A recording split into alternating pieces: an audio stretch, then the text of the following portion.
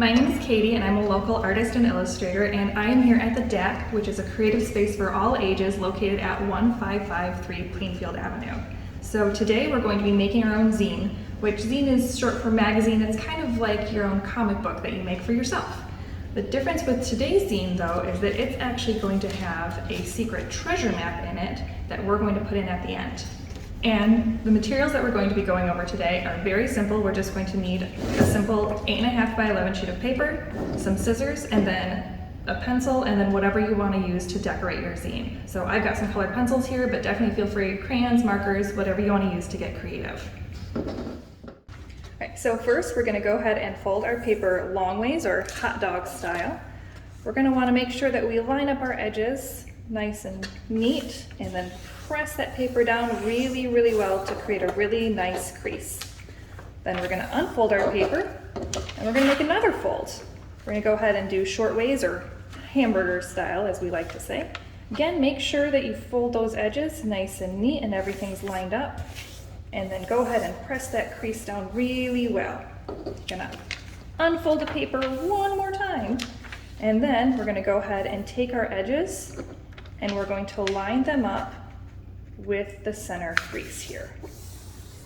So go ahead and fold one on this side, and then we're gonna do the same thing on the other side. So just like this, making sure our edges are nice and lined, and then we've got nice sharp creases. And if you unfold it, you can start to see about how big your pages are going to be. And then we can go ahead, fold it in half. Now this next part is going to be a little bit tricky, so you might want to go ahead and get an adult to help you out, and that's okay if you do. What we're going to do is we're going to fold from our inside crease, we're going to cut from our inside crease out to our center crease here. We don't want to cut all the way through the paper because otherwise we'll cut our zine in half, and that won't be any good. So go ahead, take your scissors, and we're just going to align along that crease there and just make a careful cut.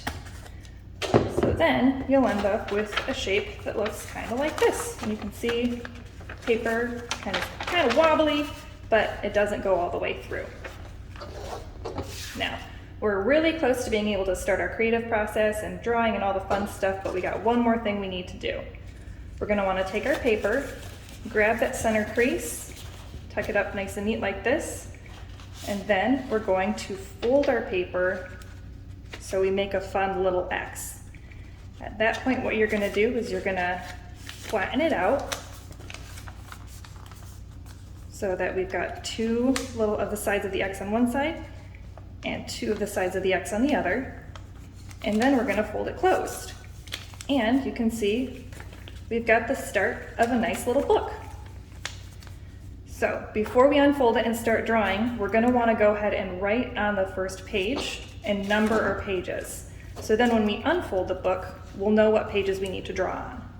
So we're going to go ahead and put a 1 on this corner, 2, 3, 4, 5, 6, 7, and 8 for our last page.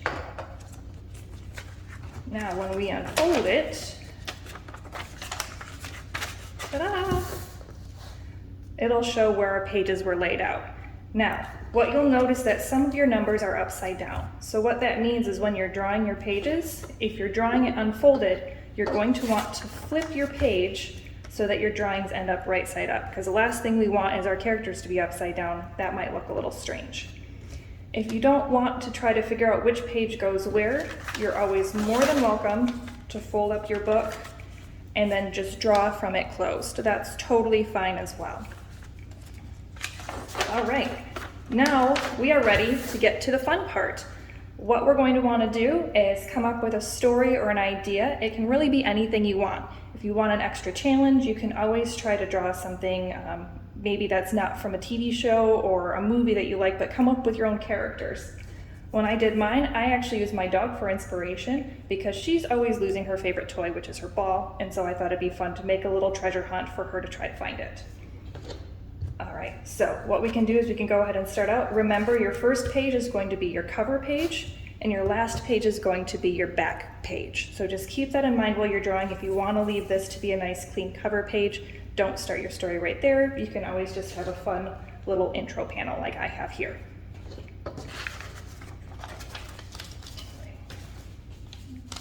Once you have the pages of your zine all colored and laid out the way you want, it's time to fold it back up. So again, what we're going to do is we're going to go ahead and take the center of the booklet, fold it in.